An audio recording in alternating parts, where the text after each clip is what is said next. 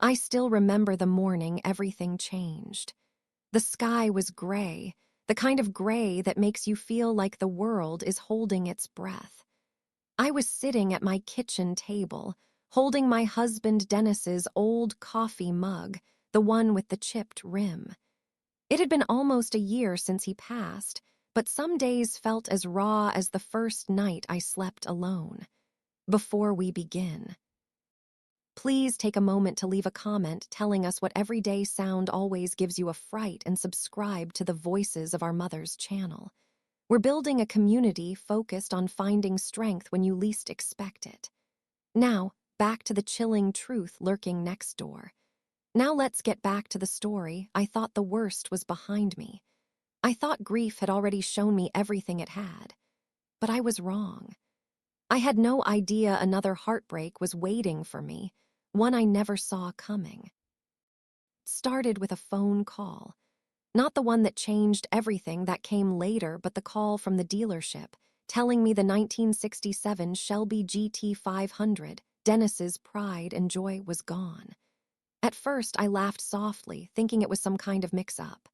"No, ma'am," the man said. "Your son sold it early this morning. Paperwork is signed." My heart sank so fast I actually felt dizzy. Brian, my only son, he knew what that car meant to his father and to me. That car wasn't just metal and paint, it was a piece of Dennis's heart. He spent 10 years restoring it, polishing it on Sunday mornings while humming old soul songs. I didn't want to believe it.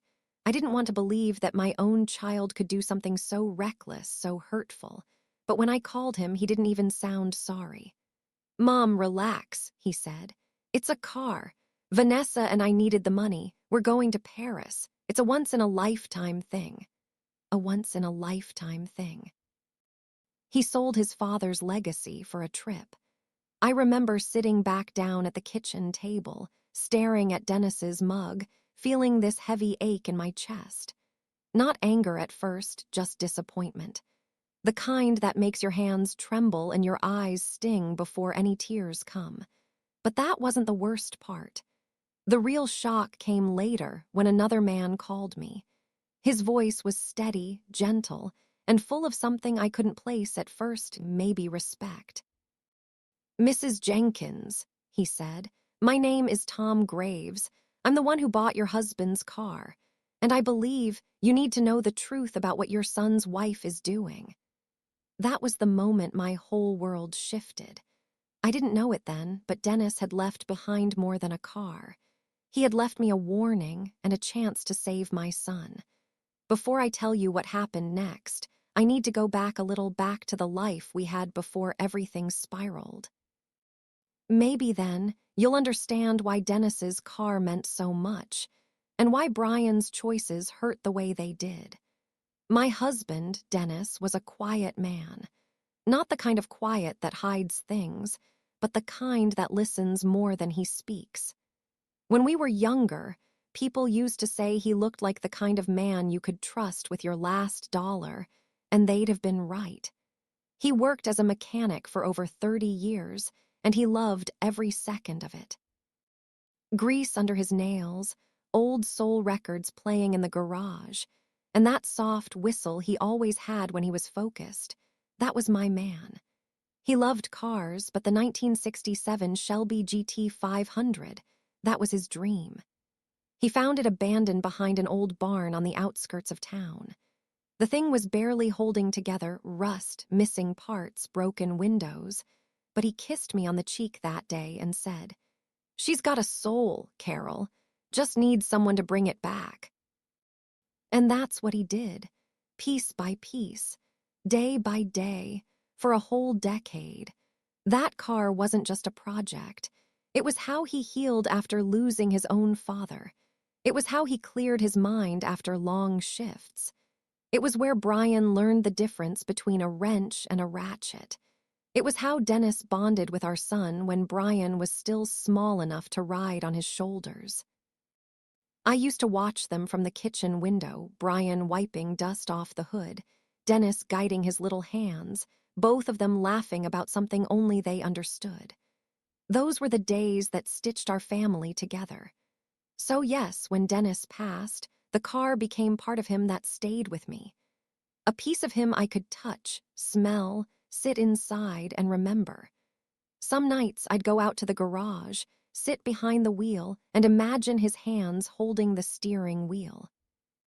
The leather still smelled like the cologne he used. That car carried memories. It carried history.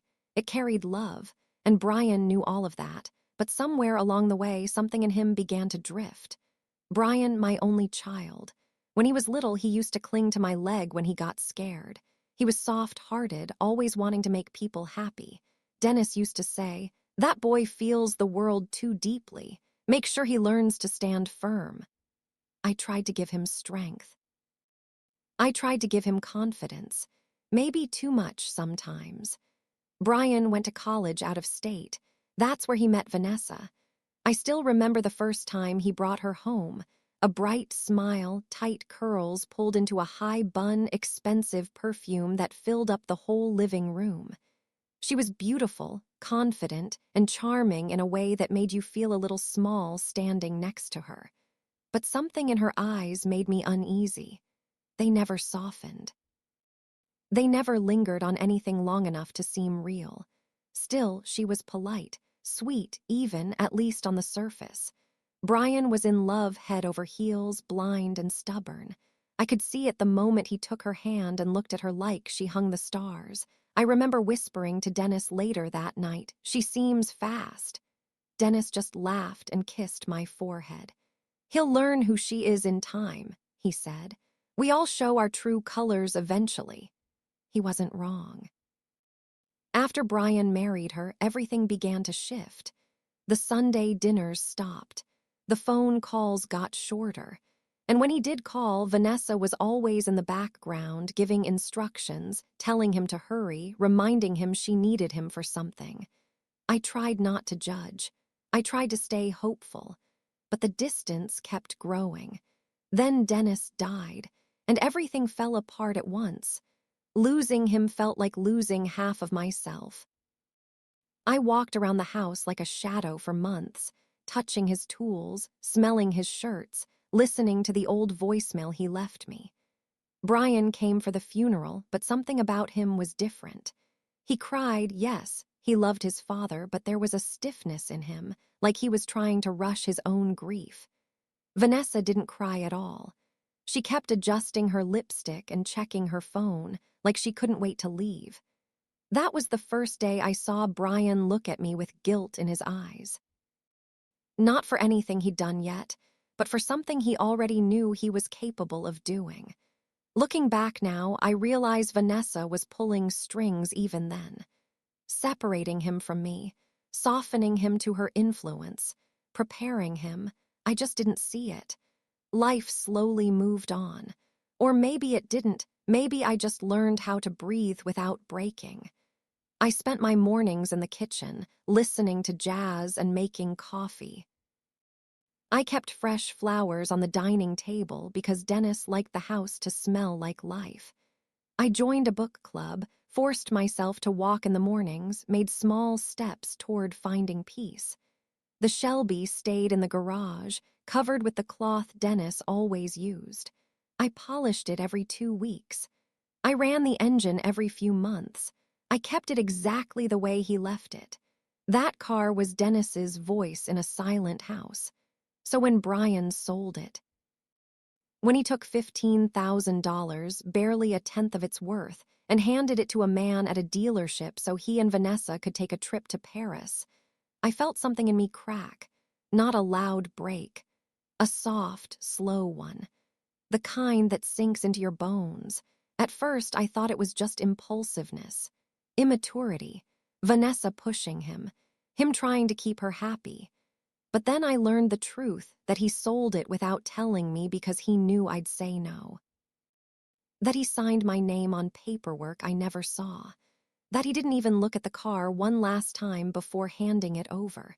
It was the deepest betrayal my son ever gave me, and I didn't know whether to be angry at him or afraid of her. Then came the call that started everything. I remember every detail of that moment. I had just finished washing dishes. A Motown playlist was humming on the speaker. My hands were damp, and I wiped them on my apron as the phone rang. "Mrs. Jenkins," the caller said, "this is Tom Graves. I bought your husband's Shelby this morning." My knees went weak. I leaned against the counter. He continued, "Your son seemed in a hurry, but I think you should know the car is worth far more than what he sold it for." "I know," I whispered, trying not to cry. "I know what it's worth." "No, ma'am," he said gently. "I don't mean the money, I mean what's inside it." I frowned, confused. Inside it. There was a long pause, the kind of pause that means the next words will change everything. "Ma'am," he said, voice heavy, "there's something your husband left hidden in that car. Something I believe he meant for you to find. And I don't know how else to say this, but it's about Vanessa." My breath caught. Cold fear touched the back of my neck. "With your permission," he said softly, "may I come speak with you in person? I think you deserve to know the truth." And just like that, the pieces began to move. Slowly. Quietly. Dangerously. I didn't know then that Dennis had been protecting us long before he died. I didn't know that Vanessa's smile hid something dark. I didn't know that my son's mistake would open a door to secrets that would change our lives forever. I wish I could say the weeks after Dennis passed felt peaceful, gentle, quiet. But grief doesn't move in a straight line. It twists. It wanders. It bumps into places you thought you'd already healed. For me, grief lived inside every corner of our home. In Dennis's coffee mug that still sat on the counter. In the faint smell of his cologne clinging to the hallway. In the half-finished crossword puzzle lying open on the living room table. I remember sitting on the edge of our bed one morning, clutching his old denim jacket to my chest, breathing in whatever was left of him. I whispered, "I don't know how to do this without you, Dennis." But life doesn't stop, not even for heartbreak. Bills still arrive. Laundry still piles up. People still call your name. And for me, the person calling my name most often was my son, Brian. Brian had always been my soft-hearted child. Even as a little boy, he cried if he saw another kid fall down. He was sensitive, thoughtful, gentle in a way that reminded me of his father. But after Dennis's death, something in him changed. He started coming around less. He became impatient, restless, distracted. Our conversations were shorter, sharper, edged with irritation I couldn't quite understand. Sometimes he avoided my eyes, like seeing me reminded him of something he didn't want to face. Maybe grief, maybe regret, maybe responsibility. Whatever it was, it built a quiet wall between us. And then came Vanessa, his brand new wife, with her perfect smile and perfect clothes and perfectly sweet voice that felt just a little too sugary to be real. I tried to welcome her. I truly did. But something about her made my stomach twist in ways I couldn't explain. She was beautiful, charming, always polite, but distant. Polite like someone who's performing, distant like someone keeping a secret. Vanessa started influencing Brian's decisions almost instantly. It began with small things. Brian said we should rent out your basement for extra income. It's wasted space. Brian thinks you shouldn't be living alone. Maybe you can move into a smaller place. Brian wants to put all financial matters in one account. It's easier. Every time she used his name, Brian said, "Brian thinks, Brian wants," but it always felt like her voice was behind the curtain, pulling the strings. One evening, when Brian and Vanessa came over for dinner, things shifted in a way I couldn't ignore. We sat at the table, plates half full, and Vanessa looked around the dining room like she was appraising a house she intended to sell. "This place is cozy," she said, smiling that pristine smile. "Thank you," I replied softly. Brian cleared his throat. "Mom, Vanessa and I think maybe you should let go of some things. You don't need all this space." I stared at him. "Brian, this is your childhood home." "I know," he said, rubbing the back of his neck, "but maybe it's time to start fresh." Start fresh. That was Vanessa's favorite phrase. I swallowed my hurt and nodded. "I'll think about it." but something in me knew this wasn't about space. It wasn't about fresh starts. It was about control, and I could feel it slipping slowly, quietly out of my hands. The real turning point began with the Shelby.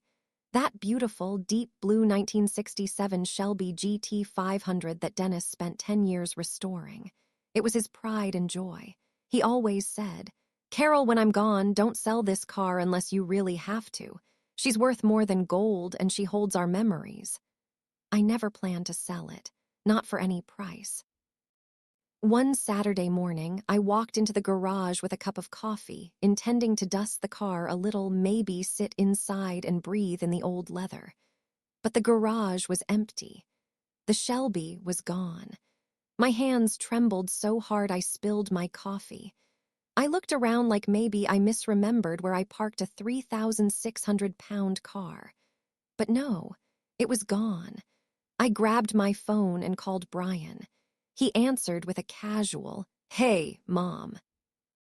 "Brian," I said, trying to keep my voice steady, "the Shelby is gone." There was a long silence, then he exhaled. "Oh, yeah, I meant to tell you. You meant to tell me. Mom, relax, it's fine, I sold it." My knees buckled and I sat on the cold step of the garage. My breath came shallow. "You sold your father's car without asking me." He sounded defensive. "It's just a car, Mom." "No," I whispered. "It was your father's heart."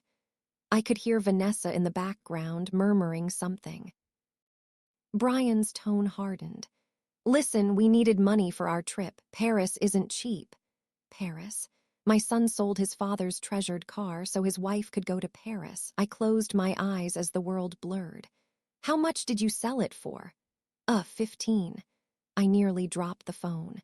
15,000? Brian, that car is worth 6 figures. He sighed. "Mom, old cars don't sell for that much unless you find a collector. I found someone who was willing to take it without the hassle. Be grateful." Be grateful for betrayal, for disrespect, for losing the most precious thing Dennis left behind. I didn't yell. I didn't cry. I just said, "Brian, I need to go," and hung up. I sat in that empty garage for almost an hour, staring at the oil stain where Dennis's Shelby had always sat. It felt like losing him all over again. 2 days later, I received a call that began the unraveling of everything I thought I knew. I was making tea when my phone rang. The caller ID showed Tom Graves. I didn't recognize the name. "Hello," I answered hesitantly. "Mrs. Thompson." His voice was deep, gravelly. "Yes, who's calling?" "This is Tom. I bought your husband's Shelby from your son." My heart tightened. "Yes, I see." "Before you worry, ma'am," he said gently, "I didn't call to cause trouble. I called because, well, because I owe your husband a debt." I frowned. "A debt?" Tom inhaled slowly. "Dennis saved my life 20 years ago." My breath caught. "What do you mean?" Tom explained that Dennis once helped him escape a dangerous situation, gave him money, a job referral, and a second chance when no one else would. "Your husband was a good man, Mrs. Thompson, the best I ever met. And when I realized whose car I bought, I couldn't keep it without telling you something." I gripped the phone tight. "Please go on." He hesitated. "The Shelby is worth more than $180,000 in its current condition." I closed my eyes. "I knew it. That's not all," he added quietly. "Your husband left something inside the car, something important." My eyes opened. "What do you mean?" "There's a hidden compartment in the trunk, a false panel. Only someone who worked on the car would notice it." My pulse quickened. "What was inside?" "That's the part you need to see for yourself," Tom said. "I didn't want to open it without your permission. If you're willing, ma'am, I'd like you to come to the dealership. The car is still here." My hand covered my mouth as tears filled my eyes. Dennis left something behind. Something he intended for me, not for Brian, and certainly not for Vanessa. I whispered, "Yes, I'll come." Vanessa's mask begins to slip before going to the dealership. I wanted to speak to Brian. For clarity, for honesty, for closure. I called him the next morning. He answered, sounding irritated. "Mom, I'm in the middle of something. Can this wait?" "No," I said softly. "It cannot." He sighed loudly. Fine. What is it now? I spoke to the man who bought the Shelby. Silence, a sharp inhale. Why? He asked, voice tightening. He called me. Another pause, then a forced chuckle. Oh, well, okay, and what did he say? He said he wants me to come to the dealership. I heard muffled shuffling, whispers, Vanessa's voice low but intense. Brian returned. Mom, just forget about it. The car is gone. It's over. No, Brian, I replied calmly. It's not over. His voice cracked. Mom, why are you making this difficult? Why did you sell your father's car behind my back? He didn't answer. Instead, Vanessa grabbed the phone. Carol, she said smoothly, you're hurting Brian. You're putting unnecessary stress on him. It's not healthy. I felt something inside me harden. Vanessa, this is between me and my son. No, Carol, she said, her voice sharpening. Everything that affects Brian affects me. I closed my eyes. And everything that Dennis left behind affects me. I hung up before she could speak. And for the first time since Dennis died, I felt something bloom in my chest. Not anger, not revenge, not pride, strength. Quiet, steady, necessary strength. I was beginning to realize the truth. Something in this story didn't add up. And whatever my husband tried to warn me about, whatever he hid in that secret compartment, was about to reveal it. On the morning I drove to the dealership, I noticed a car parked down the street from my house. A black sedan. Tinted windows, engine running, a figure inside watching. When I stepped outside, the car pulled off and drove away slowly. I didn't know who it was, but I knew this. Someone didn't want me to learn what Dennis left behind. I pressed a hand to my chest. Dennis, what were you trying to tell me? The truth was coming, and I could feel it stirring like a storm gathering at the edge of the sky. Vanessa's perfect smile. Brian's sudden defensiveness. The secret compartment. The underpriced sale.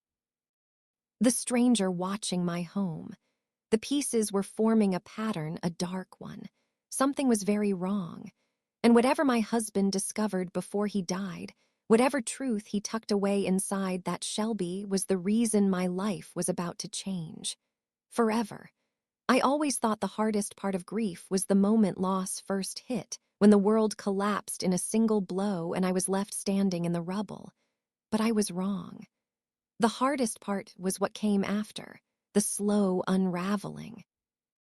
The days when nothing dramatic happened, just the quiet, steady ache of living with a truth you never asked for.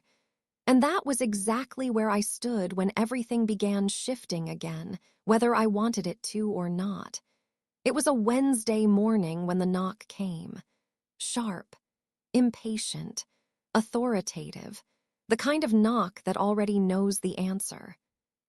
I opened the door expecting, hoping to find Sharon, maybe clutching another folder of documents or a mug of tea with that familiar, awkward sympathy she tried so hard to hide. But it wasn't her. It was him, Daniel's older brother Marcus.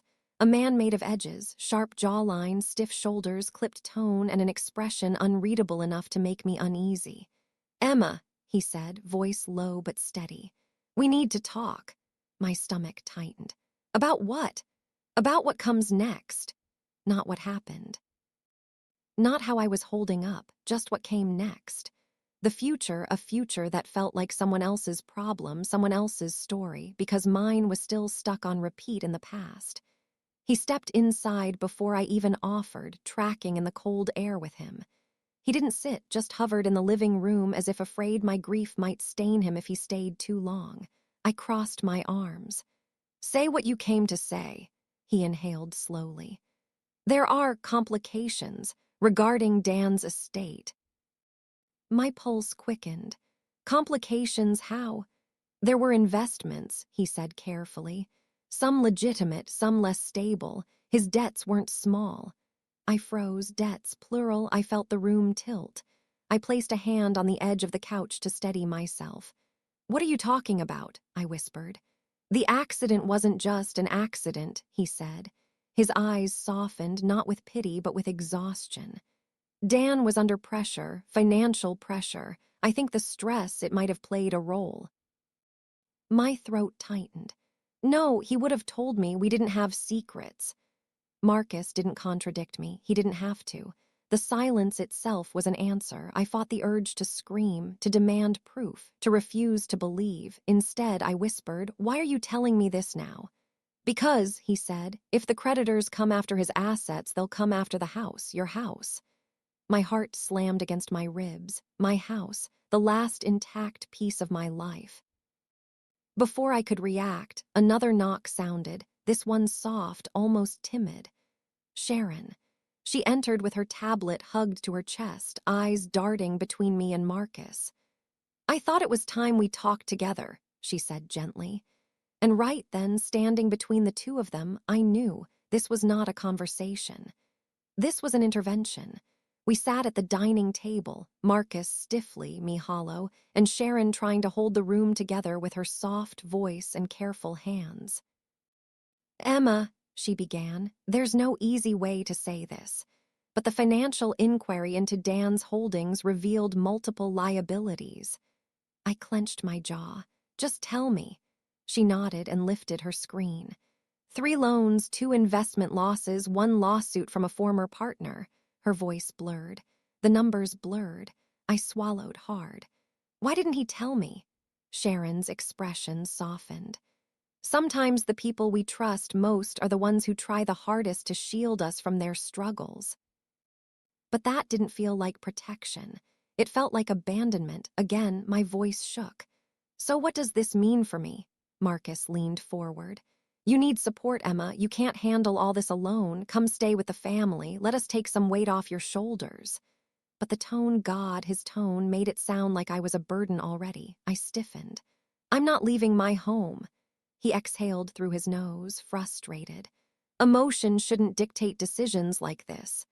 Sharon shot him a glare. "Marcus, please." He held up his hands, but the damage was done. Emotion shouldn't dictate decisions. My entire life had been dictated by emotion since the moment the phone rang the night Daniel died. And now this man, his brother, wanted to uproot the last piece of him I had left. I turned to Sharon. "What are my options?" She met my eyes, steady and unflinching. "Fight!" Marcus blinked. "Excuse me." Sharon folded her hands. "Daniel's intentions matter. If we can prove certain debts aren't legally tied to marital assets, you can keep your home, but it won't be easy." A spark flickered somewhere deep inside my chest. Small, fragile, but alive. "Then we fight," I whispered. Marcus stared at me as if seeing someone new, someone inconvenient, someone stubborn. He didn't argue, he simply stood. "If this is what you choose," he said quietly, "I'll stay out of it." It wasn't support. It was surrender. He walked out without another word. The door clicked shut with a finality that echoed through the room. Sharon reached for my hand. "I know this is a lot, Emma, but you're stronger than you think." I didn't feel strong. I felt splintered. But strength isn't always loud. Sometimes it's the whisper you cling to when your whole world collapses and you're still somehow standing. After they left, I allowed myself to fall apart. I collapsed onto the hallway floor, my back against the wall, knees drawn to my chest. The house felt enormous around me, too quiet, too empty, too full of memories I couldn't hold without breaking. I whispered Daniel's name like a prayer, then like a curse. "How could you leave me with this?" My voice cracked in the dim light. "You promised we were a team." But the only answer was silence. I don't know how long I stayed there. Minutes, hours. Time felt irrelevant when grief took over. Eventually, the storm inside me shifted, not calmed, but redirected. I wiped my face, stood up shakily, and walked into Daniel's office. I hadn't entered this room since the day after the funeral. It still smelled like him. I opened the desk drawers, receipts, notes, contracts, little pieces of him carefully tucked away. And then in the bottom left drawer, I found it, a letter, unsealed, addressed to me. My heart stuttered. I sat on the floor and unfolded it with trembling fingers. The handwriting, oh God, the handwriting was his. If you're reading this, I'm sorry. I should have told you sooner. I should have trusted you with the truth. My breath caught. I kept reading. I messed up. I thought I could fix it before it touched us, before it touched you. You've always believed in me more than I believed in myself. But this I didn't want you to carry. Tears blurred the ink. Just know this, you are the best thing that ever happened to me. And if I don't get the chance to say it again, I love you. Please don't let my mistakes define the rest of your life. I pressed the letter to my chest. It felt like forgiveness, and also like betrayal, and like love all at once. But most of all, it felt like a push forward. That night, I made a decision. I wasn't going to run. I wasn't going to hide. I wasn't going to let Daniel's secrets swallow me whole. I called Sharon. My voice was steadier than I expected. "Let's begin," I said. And for the first time since the tragedy, I heard something in my own voice. Strength. Not the roaring kind that shakes mountains, but the quiet kind that rebuilds them, piece by piece, choice by choice. The kind that turns a broken woman into a fighter. The kind that signals the moment everything changes. The turning point. I used to think the world ended the day Dennis died. I felt like a woman walking through fog, trying to hold on to pieces of a life that didn't exist anymore. Losing him was one kind of pain, but discovering what Brian and Vanessa had done was another entirely. It was the kind of hurt that made you question your own heart. This chapter did not begin with pain. It began with truth. The courthouse was colder than I expected that morning. The walls felt tall, the floors polished, and the silence between people felt like it held its own stories. Sharon walked beside me, flipping through a folder thick with documents, photographs, records, and copies of Dennis's files.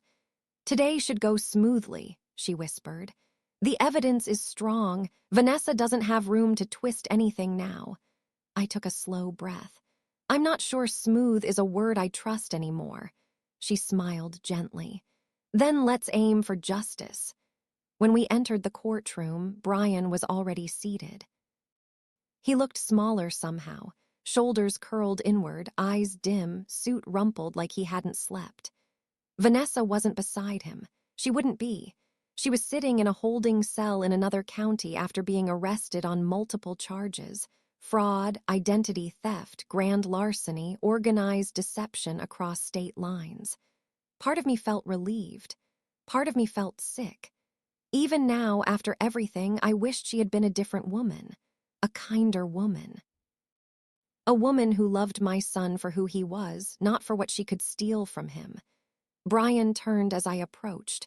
Our eyes met. Not anger, not entitlement. Not the proud, stubborn look he'd carried for years. Just guilt, deep, heavy guilt. "Mom," he whispered. It broke something inside me to hear him say it that way, soft, unsure, almost like a child again. I nodded but said nothing. The hearing began with calm voices delivering painful truths. Sharon presented every piece of evidence Dennis had collected. She showed the judge the real value of the Shelby. She detailed the fraud trail Vanessa had left across 3 states. She explained how Vanessa specifically targeted families where the husband managed assets and the wife stayed home, turning sons and fathers against the women who loved them so she could isolate her victims. Every word felt like someone scraping open an old wound. Brian kept his head down. When the judge asked him what he had to say, he finally stood. His voice shook. "Your Honor, I swear I didn't know what she was doing. I thought she loved me. I thought she wanted a future with me. I didn't protect my mother. I didn't protect my father's legacy. And I live with that every day." His eyes met mine, wet with regret. "I'm sorry," he whispered. For a second, I wasn't in the courtroom anymore. I was back to the day he took his first steps, wobbling toward me. I was back to his first heartbreak in high school when he cried into my shoulder. I was back to our family dinners, his laugh filling the room. He had been my baby long before he became a man capable of mistakes. And love doesn't disappear. But pain doesn't vanish either. The judge reviewed the paperwork. He spoke clearly. Based on the evidence provided, the court finds that Mrs. Graves is absolved of all financial responsibility connected to the fraudulent sale of the Shelby GT 500. Ownership rights to the vehicle are to be restored to her immediately. A wave of relief washed over me so fast and deep that my knees almost buckled. We won. We truly won. After the hearing, Brian approached me outside the courtroom steps. The sky was gray, the kind that looked like it wanted to rain but hadn't made up its mind yet. The wind was soft. The world felt quiet. "Mom," he started again. I didn't know what he was going to say. Apology, excuse, something broken, something desperate. But instead, he just cried. He wrapped his arms around me tight, shaking, and the sound that left him was the sound of a man realizing he'd almost lost the only person who had ever stood by him. "I'm so sorry," he murmured into my shoulder. "I didn't see her. I didn't see what she was doing. I should have trusted you. I should have listened. I should have." I held the back of his head like I used to when he was small. "Brian, I know," I whispered. "I know you didn't mean to hurt me." He pulled back, eyes swollen. "But I did." "Yes," I said softly. "You did. Honesty, not cruelty, truth without anger. But hurt doesn't erase love." He closed his eyes and exhaled like he'd been underwater for months. We weren't healed. Not yet. But the chain between us, the one Vanessa had tried so hard to sever, was still there. Bent, frayed, but not broken. Tom Graves brought the car back the next week. I heard it before I saw it, the deep, throaty growl of the engine Dennis used to call the sound of America. The Shelby rounded the corner of my driveway, slow and proud, gold paint gleaming beautifully beneath the morning light. I stepped out, hand over my mouth. Tom rolled down the window with a warm grin. "Thought you might want your old friend back." When he stepped out, he placed an envelope in my hand. Dennis's handwriting was on the front. "For Carol, for when you're ready." My heart clenched. "Tom, thank you," I whispered. He nodded. "Your husband was a good man, and you deserve to know he spent his last years making sure you'd be okay." I hugged him before I even realized I'd moved. When he left, the driveway felt full. Full of memories, full of love, full of everything I'd thought I'd lost. I opened the car door and sat inside. The leather still held Dennis's cologne, or maybe it was just my imagination. The steering wheel felt familiar against my hands. I rested my forehead against it and let myself cry, not from grief this time, but from gratitude. He'd protected me, even from beyond the grave. Healing isn't loud. It isn't dramatic. It doesn't arrive wrapped in sunshine and perfect timing. Healing is a quiet visitor. It creeps in slowly, unnoticed, until one day you wake up and realize you aren't living in survival mode anymore. I started taking long walks in the morning. I joined a small community cooking class. I opened the blinds more often. The house felt less like a tomb and more like a home. Brian checked in often. Sometimes he helped with groceries. Sometimes he sat on the porch with me just to talk. Sometimes we didn't talk at all, we just sat together, breathing the same air, rebuilding in silence. One afternoon he said, "Mom, I'm starting therapy." I reached over and squeezed his hand. "That's good," I said gently. "You deserve to heal too." His eyes softened. You forgive me," I smiled sadly. "Forgiveness isn't a switch, baby, it's a road, but yes, I'm walking it." He wiped his face with the back of his hand. "Thank you." We were still fragile, but we were trying. And trying is how families come back home to each other. It took me a full month before I opened the envelope Tom had returned. I sat at Dennis's old workbench in the garage, the Shelby parked a few feet away. The morning sun glowed through the open door. Inside the envelope were two things: a handwritten letter and a small photograph of us on our second anniversary. I unfolded the letter and read it slowly. My dear Carol, if you're reading this, you survived something I wish I could have protected you from. Tears blurred the words. I've watched for years how easily people can manipulate our son when they prey on his heart. I hoped I would be here to keep him safe. But life had other plans. My breath trembled. I want you to know this. I never hid the truth to hurt you. I did it to shield you. You've carried more than any woman should have to carry. My chest tightened. But you are strong, baby. Stronger than you think. And one day you're going to stand exactly where you're standing now, on your own 2 feet, breathing again, living again. I covered my mouth. Love doesn't end when a body does. It stays, it holds you, it lifts you, and it will carry you until you find your own wings again. The last line felt like he had written it yesterday. Live, Carol, not for me, for you. I cried until I couldn't anymore. And when the tears stopped, I felt lighter, almost free. On a warm afternoon in late spring, I took the Shelby for a drive. Not to run errands, not to visit anyone, just to feel the wind again, to feel alive. I drove down the winding road Dennis used to love, windows cracked just enough for the breeze to brush my face. The trees were bright green, the sky a deep blue. The world looked softer, kinder. I parked at the overlook, stepped out, and closed my eyes. I could almost hear Dennis laughing beside me. Beautiful day, huh, Carol? For the first time, the memory didn't hurt. It warmed me. I whispered into the wind, I'm okay, Dennis, I'm finally okay. A weight I didn't realize I was carrying lifted from my shoulders. Standing there, I understood something. Grief doesn't disappear. It transforms. It becomes a shadow that walks beside you, quiet, familiar, no longer frightening. And life keeps going. Later that year, I decided to start volunteering at a local community center, helping young mothers, helping families through financial crises, helping anyone who felt lost or alone, not because I wanted to fill a void, but because I finally had room in my heart again. Brian slowly rebuilt his life too. He found work, found stability, found humility. He wasn't the same man Vanessa had twisted him into. And maybe that was the greatest blessing of all. One evening, he hugged me before leaving my house. Mom, Dad would be proud of you. I smiled gently.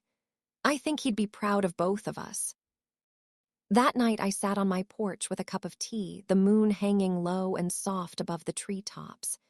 It struck me how far I'd come, from widowhood, from betrayal, from confusion and fear, from nearly losing my son. From almost losing the last piece of Dennis I had left, but I made it. I truly made it. And I realized this wasn't an ending. This was a beginning, a new life, a new chapter, a new version of me, stronger, wiser, and filled with a quiet kind of peace. In the soft glow of the night, I whispered the final words of my journey. Thank you, Dennis, for the love, for the memories, and for teaching me that I can live again. Then I closed my eyes, and the world felt gentle, whole, and full of tomorrow.